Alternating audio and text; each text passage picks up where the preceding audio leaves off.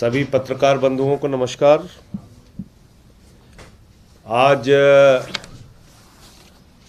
आप सब लोगों ने देखा कि किस तरीके से जो पीठासीन अधिकारी बनाई गई भारतीय जनता पार्टी के द्वारा और एलजी के द्वारा, उन्होंने नियम, कानून, संविधान, डीएमसी एक्ट सबको गला घोट के आज फिर से एक बार मेयर की वोटिंग नहीं होने दी। जो एजेंडा गया था सबके पास, उसमें साफ तौर पे लिखा था कि पीठासीन अधिकारी को सिर्फ और सिर्फ मेयर के चुनाव कराने, उसके बाद बाकी चुनाव स्टैंडिंग कमेटी के डिप्टी मेयर के वो मेयर कराएगी। ये साफ तौर पे एजेंडा में लिखा था, यानी कि जो पार्षदों तक गया था, जो हम लोगों के पास कागज आया था। और यह एजेंडा किसके स्वीकृति से तय हुआ था? दिल्ली के एलजी की स्वीकृति से तय हुआ था। उन्होंने डेट का निर्धारण किया था, उन्होंने तय किया था कि यह आज का एजेंडा रहेगा।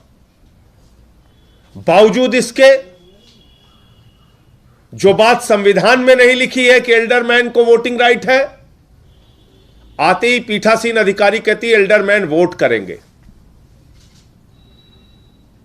मेयर में भी करेंगे, डिप्टी मेयर में भी करेंगे, स्टैंडिंग कमेटी में भी करेंगे। जो ना तो भारत के संविधान में लिखा है और ना ही डीएमसी के एक्ट में लिखा है, और ना ही आज तक एमसीडी का गठन होने के बाद से लेके आज तक कभी भी एल्डरमैन ने mayor, deputy mayor, standing committee में वोटिंग किया है? कभी भी नहीं किया, आज तक नहीं किया। आप कहां से ये कानून लेके आ गई? कहां से नई शुरुआत आप कर रही हैं? क्या भारत का संविधान भारतीय जनता पार्टी के दफ्तर में लिखा जाएगा? क्या भारत का संविधान दिल्ली के एलजी अपने हिसाब से डिफाइन करेंगे?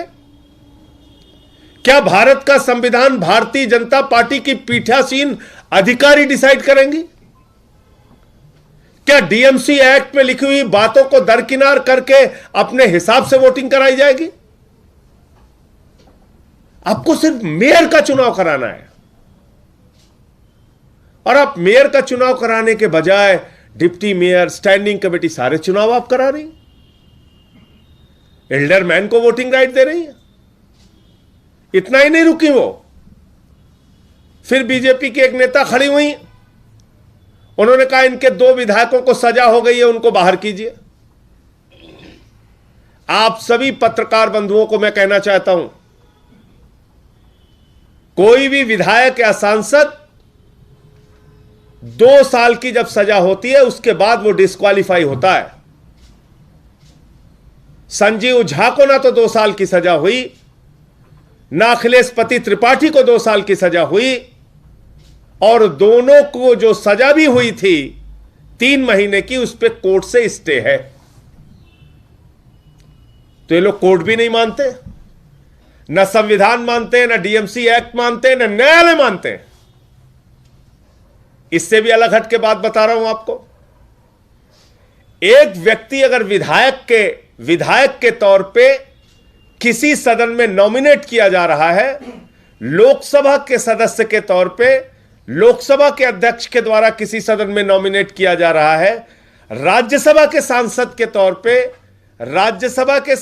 तौर पे नॉमिनेट किया जा रहा है, तो वो सांसद है या नहीं, विधायक है या नहीं, इसका फैसला विधानसभा के अध्यक्ष लेते हैं। अजीब बात है, दिल्ली विधानसभा के अध्यक्ष ने नॉमिनेट किया दोनों को, और वो विधायक हैं। और विधायक हैं तो विधायक के तौर पे उनको मिलने वाली तमाम सुविधाएं, प्रिविलेज, नॉमिनेशन जहां पे भी है, वो उनका वैलिड है। और सजा का, जैसे मैंने कहा, सजा पे तो कोर्ट से स्टे है। इससे भी हट जाइए आगे। बाकायदा चुनाव के लिए उन दोनों विधायकों के पास प्रवेश पत्र भेजा गया एमसीडी के अधिकारी के द्वारा। और आगे निकल के आइए आप, एमसीडी के ही अधिकारी जहां पे चुनाव हो रहा था, जहां पे पीठासीन अधिकारी चुनाव ले रही थी, वहीं से प्रवेश पत्र गया इन दोनों विधायकों के पास कि आप आइए और वोटिंग में शामिल होइए।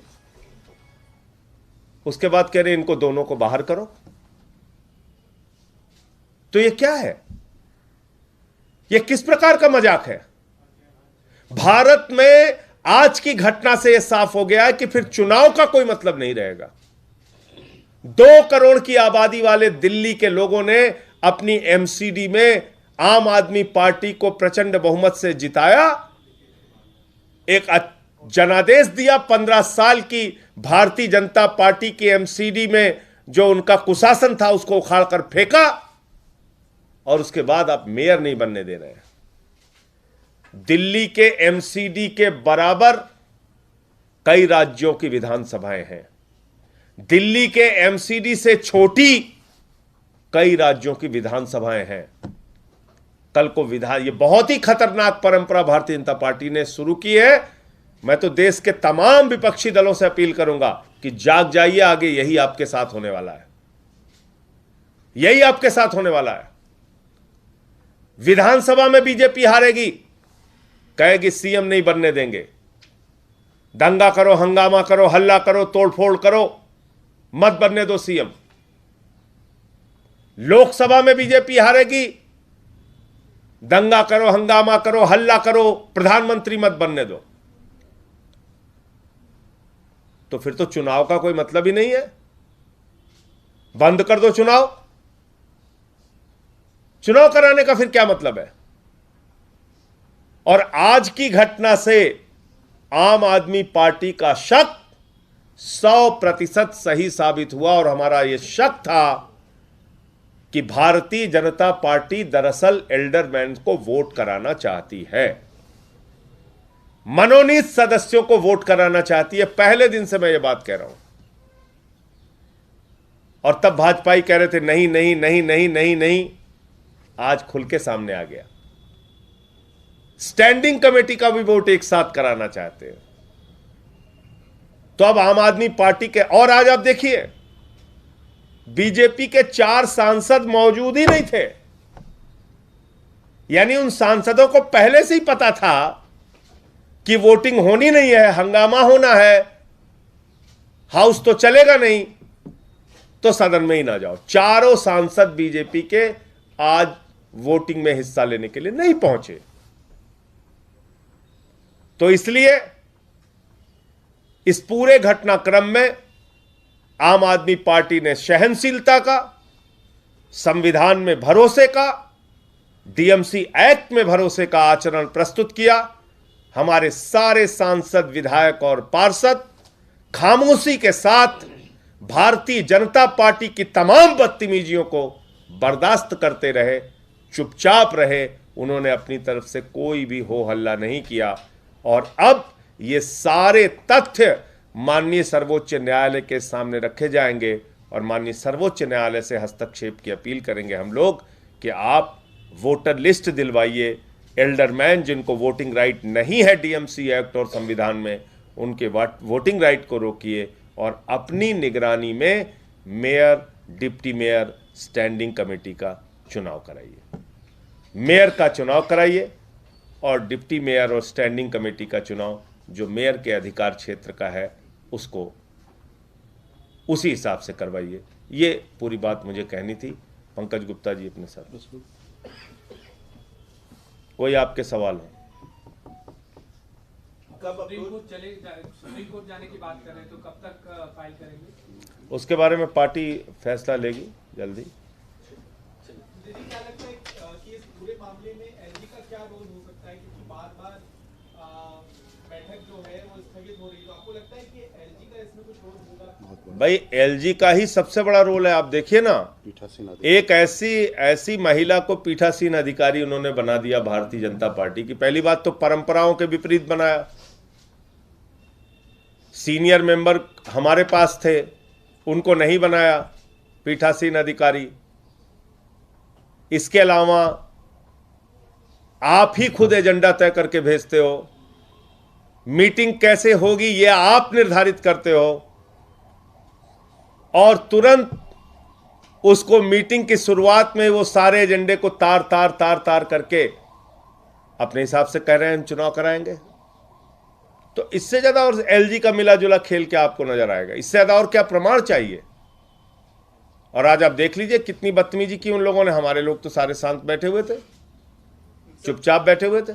सामने से ये भी कहा जा रहा है, जैसे डॉक्टर हर्षवर्धन है, वो कह रहे हैं कि नंबर्स आपके पास बहुत क्लियर कट नंबर्स हैं, इसके बाद भी आप क्यों, अगर एल्डरमैन को भी वोटिंग राइट्स मिल रहे हैं तो क्यों आप उस बात पे राजी नहीं हो रहे थे? देखिए, एक बात समझिए आप, ये देश संविधान से चलेगा, किसी एक्ट से चलेगा, किसी नियम से चलेगा, किसी कानून से चलेगा।